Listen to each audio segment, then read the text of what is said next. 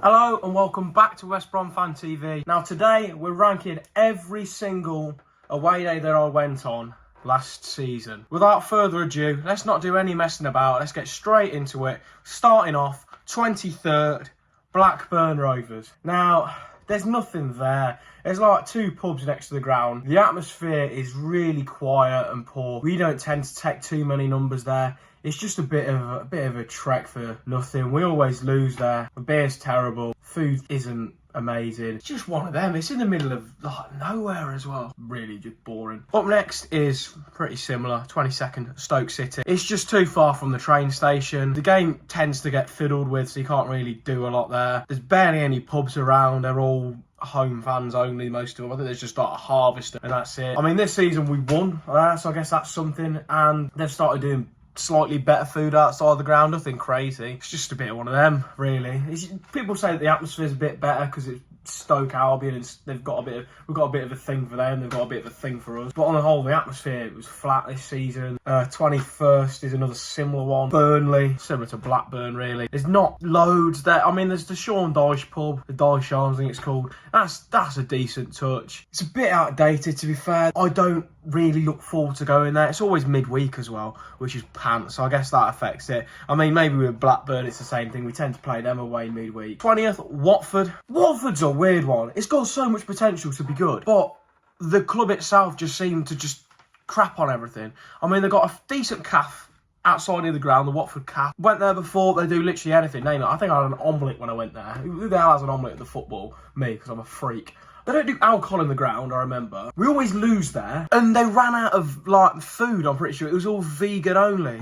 Which, don't get me wrong, I'm not someone who's going to be like, oh, vegans, oh, bloody vegans. No, I'm not like that. I don't mind vegan food. But that pie I had was inedible. It was horrible. I have had vegan food, and I've enjoyed it. I've got mates who are vegans. They do decent stuff. That was horrible. Horrible. One thing I will give them, the away end it's all right. I like where it's positioned, you know, it's good for limbs and stuff like that, but obviously we don't get none when we go there because we always bloody lose. Up next, 19th is Sunderland. Now, it's a trek. We always play on midweek early, just at stupid times. There's just not a lot there. In terms of stadium, you're paying nearly £7 a pint in there, I'm pretty sure. Ludicrous.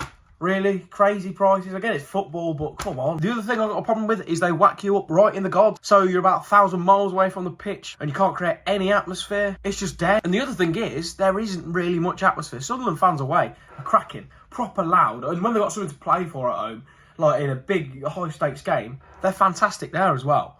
But whenever I've been there, it's been flat. It's been really flat and poor. So, next is 18th, Derby County. It's not far from me, which I guess is a bonus, but there's not really loads there. We always get beat as well, which is just great. There's a Greggs built in the ground, I guess. The concourse is weird because they don't let, like, they've kind of split that corner a bit. So you've got half who are in one concourse and half are in the other. And you can't go in. So my dad, for example, he had a seat in one end, and I was in this side, and they wouldn't let me go and meet my dad. It was just a bit of a stupid setup, really. I mean, if you want to have a laugh and that and meet up with your mates, it's just a ball ache. And they're like frigging Fort Knox as well. If you try and move next to someone, there were empty seats when I went there on Boxing Day. But you try and get past them stewards, they're like, no, tickets. Like, mate, I was going to sit next to me dad. Do I look like I'm a football hooligan and a threat? The only place for away fans is a Harvester, which, I mean, there's a theme with Harvesters and being low down. Just a lack of decent pubs, really, for away fans. I will give Derby props for. Their fans they've picked up a bit. They've been a lot better than what I've seen in previous years. They were quite loud this season. So, Coventry City in 17th. For me, I love Coventry. I know it's supposed to be my person. I've kind of got to, on paper, if you're an away fan going there, it's okay. It's all right. You got a Nando's near the ground, which is fantastic, but the queues are always absolutely rife on match day. I think there's a Burger King, and they're trying, but it's right next to a retail park. The ground, it's similar to Derby. I didn't mention this, but it's a bit of a soulless bowl. Don't get me wrong, their fans are cracking, but that ground compares nothing to what Highfield Road did. I mean, I never went there, but I saw pictures of it. I've heard how people talk about it. I mean, Cov don't sing about the Rico or whatever it's called, the Coventry Building Society Arena when they're at the games. They always sing Take Me Home, Highfield Road. Up next is another bowl. which usually it'd be quite low down, but I had a decent time there. There were lots of good pubs. The people were very friendly. For Middlesbrough, yeah, before the game, loads of cheap boozers, lots of characters in there. Had a good time. So, yeah, 16th, I think that's pretty respectable compared to what I've said previous seasons. Next, 15th, Swansea, another one that's kind of grew on me this season. Usually I thought it'd been a bit pants because it's quite a trek, and what I've tended to do is just go straight into a Harvester and it'd be very bang average. But this season we went on the train. It was alright. It was a Wetherspoons. There was a great strip for if you're a student in that area. A fantastic strip of places to go to, like bars and stuff. I think the cheapest Guinness of the season was like £2, £2.50 a Guinness at one of the places we went to, which is just nuts. I like Swansea. The stadium, the atmosphere was pretty good. The people were always nice as well at Swansea. Next is Oxford, 14th. I mean, the only thing that's making them, well, putting them in that position is the fact that the Spoons was pretty good. And I thought that the town centre was a lot different. City centre, whatever you call it. It was different. Good on the eyes to look at, I guess. I know a lot of people give me criticism putting them this high because it is a ground with 3 stands, which is just ludicrous, to be honest. I had to pay like £30 for a taxi for me and all my mates. I mean, it's alright when you're splitting it, but 30 quid for like a 4-mile trip is an absolute disgrace. Up next is Cardiff City, 13. It's the capital of Wales. It's good. They've got everything there that you need in that city centre. And the only thing that lets them down is the fans are they don't really like us. I don't know why. Food in the ground is terrible as well. Up next, 13 is Portsmouth. I mean, it's quite a trek from me and all the other Albion fans as well. But the ground's got a bit of a charm about it. The atmosphere's pretty decent there. We've got safe standing. The concourse is a bit poo. I don't think it's sheltered, so if it chucks it down the rain, then you're just going to get drenched. Up next, 11th place is Sheffield Wednesday. Now, Sheffield Wednesday. The ground is falling apart, so I'll start with the bad things. The ground's falling apart. It's not really safe at all, as you saw from the incidents that happened this season there. Not a safe stadium. I'm doing this more on the fact that Sheffield, as a city, is a great day out. Like, there's so many bars and pubs. Probably my favourite city in the country for bars, pubs, nightlife, stuff like that. I mean, I've went on a few nights out in Sheffield. I've had a great time. And on a match day, it's, like I said, there's Spoons there. It's easy to get around with the tram system. Up next, 10th place is Norwich City. Yeah, I enjoyed it. We went to a pub, I remember, and they had, like, a delicatessen behind the counter. So that was a bit different. I mean, they had some fat pork pies that I didn't manage to tuck my teeth into the time. But if I'm a Norwich City fan, I mean, pop down there and grab yourself one. There's a great pub. You obviously got the Murderers and that as well in the city centre. That's a great pub. Yeah, great pub. Great food as well. Never win there. The reason that they're low down is because I think that it is a bit happy-clappy-ish. It gives me Leicester City vibes. I just imagine them there. But obviously, the fans are friendly. It's a family club. I mean, I'm not going to be expecting it to be like something like a Green Street there. I'm all like trying to get to after this score and the banter to be too crazy. I mean, they're a club owned by Delia Smith, for goodness sake. They're not going to be, you know, grade A raging hooligans who are like Crystal Palace's Helmsdale Fanatic Ultras, got their flags and everything, singing, going crazy. That's probably the only thing that lets them down, just the atmosphere. And the fact they've got goal music.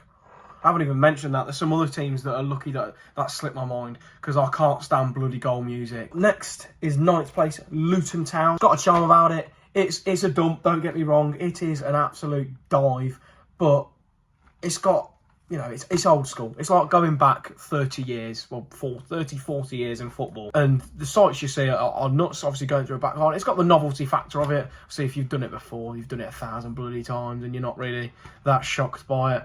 But yeah, it brings you back to the old days, I think.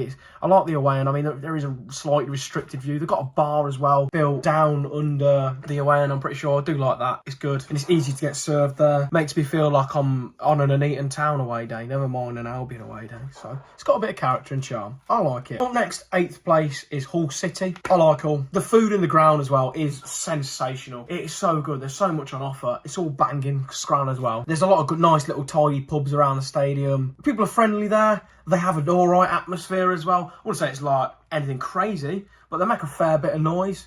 I like the way the away end is as well. It's just perfect for a last minute winner, for everyone to run over into that corner. Everyone's going crazy and the players are sat, yeah.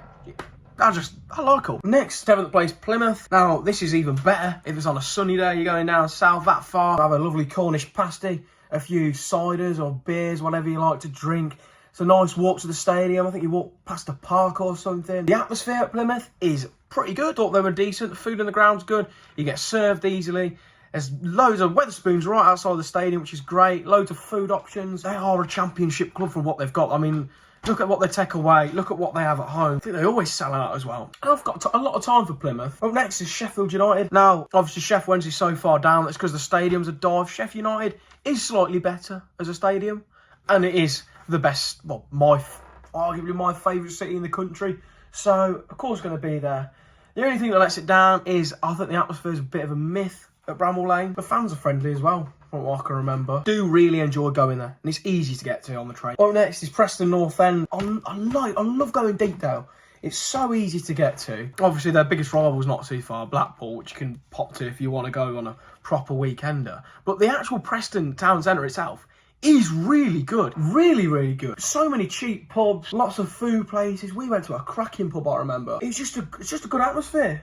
They're a proper good northern club. When Albion used to, take like 3,000 or 4,000 there, it's bloody fantastic going. Love it. Absolutely love it. And butter pies as well. That's a tradition with Preston. They love a butter pie. They are banging. Up next is 4th place. Queen's Park Rangers. I think this season may have slightly had a sway on that because of how good of a day we had. Obviously, a day out in London, they're the best ones for me. It's a nice part of London as well, West London. Obviously, your drinks are a lot more expensive out there, but there's a massive shopping centre nearby as well. They have everything you want, like Nando's, whatever you fancy. Whether you're going on a family day out, you're out with the boys, you're on your own, there's something for you there to do. It's a proper old school ground as well. Really good atmosphere, proper close to the pitch. The concourse ain't amazing, it's a bit too tight for my liking. As I said, I'm a big fan. Really like it. Up next is Leeds United. It's a great city, Leeds. Massive fan base, yeah, massive fan base. Their fans create some hell of a noise. They're dead loud, honestly. It's another old school feeling when you walk in there. Proper intimidating feeling, hair starts standing up on your arm. Just a great day out as well. And even better when you draw against them and don't get battered like they've battered everyone else this season. Really enjoyable. When they sing Marching On Together as well, it is something to behold. It's one of them that's on your bucket list. I mean, never mind You'll Never Walk Alone Anfield. Hearing them sing Marching On Together, it's brilliant. It is loud. They're always proud. And got a lot of time and respect for them. Great city. Lots of pubs. And up next, 2nd place, Bristol City. I love going Bristol. We found a boozer where the pints are I think it's £2, £3.50. Yeah, no, £2.50 to £3 for this proper strong cider. It's right on the walk to the stadium. This pub it's called the Long Bar. It's great. It's brilliant. We just take over that pub we do when we go there. The stadium's different as well. It's got character to it. I know it's quite a new ground, I'm pretty sure. It's got character. It's not your usual soulless bowl. They've got some ultras now as well. They make a decent bit of noise. There's always a good bit of banter. Never overstep the line into animosity. It's always just laughs and giggles whenever you play against Bristol. It's just a great day out. 1st place might surprise a lot of people. Just what English football's all about, and no one likes them, but they don't really care. It's Millwall. Millwall is my favourite away day. Well, favourite away day in the Championship. Favourite away day this season that went on. I mean, it was a 1-1 draw. I nearly got arrested for something I didn't even do. You stop at London Bridge after getting the train to Euston or wherever. You get to London Bridge, old King's Head. That is a proper old school boozer. It's so good. The pints aren't crazy as well for London. If you want to have some pie and mash or whatever, you get some pie and mash. It's so old school. We get that train to Bermondsey, outside the Den. It's a proper old school, horrible stadium. But it's got character. It's what English football's all about. The atmosphere is ruckus. You can feel the aggression from the Millwall fans. And surprisingly, I know I've mentioned animosity, but I've never really experienced any crazy animosity, really. I mean, the only thing I saw with trouble, obviously, this season was with our fans smacking up a Millwall fan. It's got character. The Millwall CAF as well, obviously, they're a bit more stricter on going into that half of your area, if you get what I mean. They pin you in as soon as you get there, all the barbed wire, so you can't escape. You're just stuck in that away end like a little prison. When I've been out before and gone to that Millwall CAF, they've done some sensational food. Food and drink in the ground is pretty good as well. Raucous atmosphere, the complete package. That rounds off the video. Those are my rankings for every single away day that I've been on this season. Thank you all for watching. Don't forget to like and subscribe. Hope you enjoyed the video. I know it's quite a longer one. Up the Albion, call you baggies, and I'll see you in the next video. Boing, boing.